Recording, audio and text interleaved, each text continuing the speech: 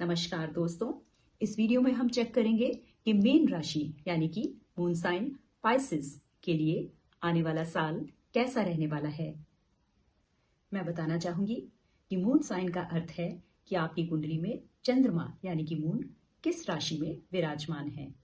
जब भी ये रीडिंग आपके पास आएगी तभी से एक साल के लिए वैलिड होगी।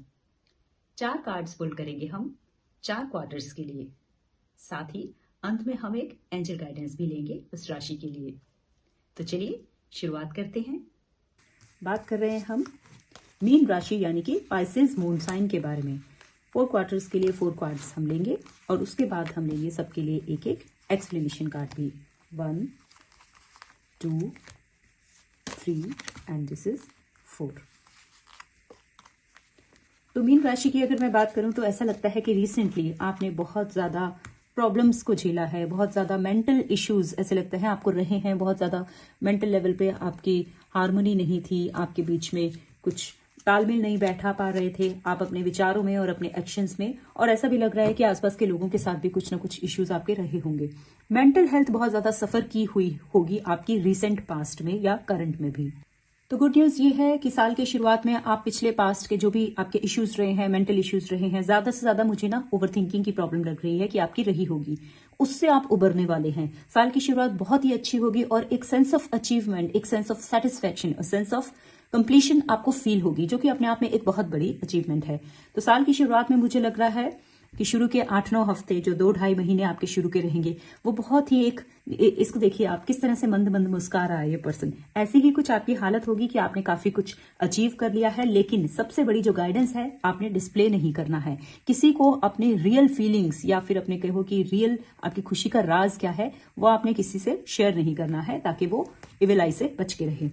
लेकिन सेकेंड क्वार्टर में आते आते मुझे ऐसा लगता है कि चीजें फिर से थोड़ी सी हीटेड आर्ग्यूमेंट्स आपकी हो सकती हैं, या फिर कुछ लोग हो सकते हैं जो आपको डोमिनेट करना चाहते हैं। बेसिकली मुझे ना एक मैस्कुलिन एनर्जी इसमें दिखाई दे रही है। कोई फादर फिगर हो सकते हैं, कोई बॉस हो सकते हैं, फीमेल भी हो सकती है। मैं एनर्जी की बात कर रही हूँ, जेंडर पे नहीं जाएगी हम, ठीक है। तो मैस्कुलिन एनर्जी जो कि डोमिनेटिंग है, लेकिन आपको यहाँ पे थोड़ा सा समझने की जरूरत है कि वो आपकी बेहतरी के लिए भी हो सकता है कि आप उसे ठीक से समझ नहीं पा रहे हैं। जो भी ये पर्सन होंगे आपको ऐसा लगेगा कि आप अपनी चीजों को, अपनी लाइफ को अपने हिसाब से मैनेज नहीं कर पा रहे हो, आपको किसी और के डिक्टेशन पे चलना पड़ रहा है, जो ऑब्वियसली आज की डेट में किसी को भी अच्छा नहीं लगता है।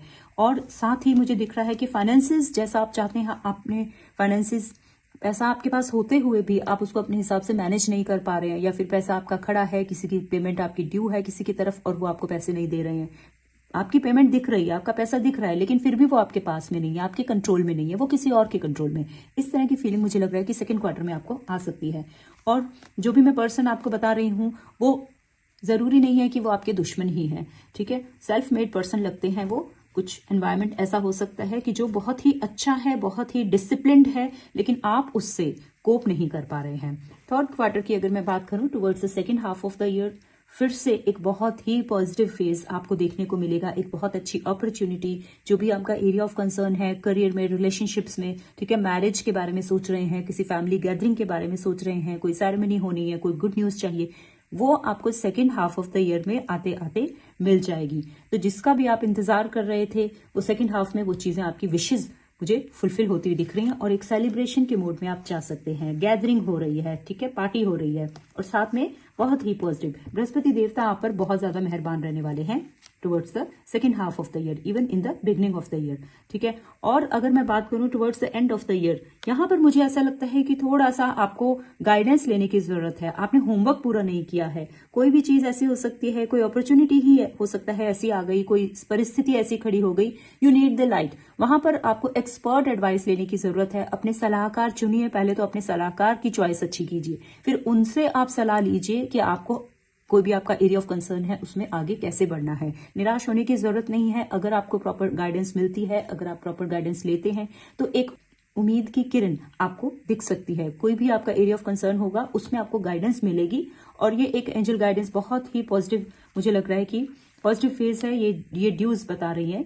Cosmic guidance. ये ड्यूज इसको रिप्रेजेंट करती हैं कि डिवाइन आपके साथ है। होप का कार्ड है, द स्टार का कार्ड इज उम्मीद एक होप का कार्ड है, मल्टीटास्किंग आप कर सकते हैं, नए नए आइडियाज आपको आ सकते हैं, पर इसके लिए आपको गाइडेंस लेने की जरूरत है। कहीं पर स्टक हैं तो आप ask for help, seek help. ठीक है, तो यहां पर हम लेंगे एंजल गाइडेंस। एंजल गाइडेंस हमारी मीन राशि यानी कि पाइसेस मून साइन के लिए एंजल्स क्या गाइडेंस लेके आए हैं इस साल के लिए। Again it's honesty. ठीक है, तो एंजल्स आपको गाइड कर रहे हैं, जैसे मैंने यहां पर बताया ही है ऑलरेडी।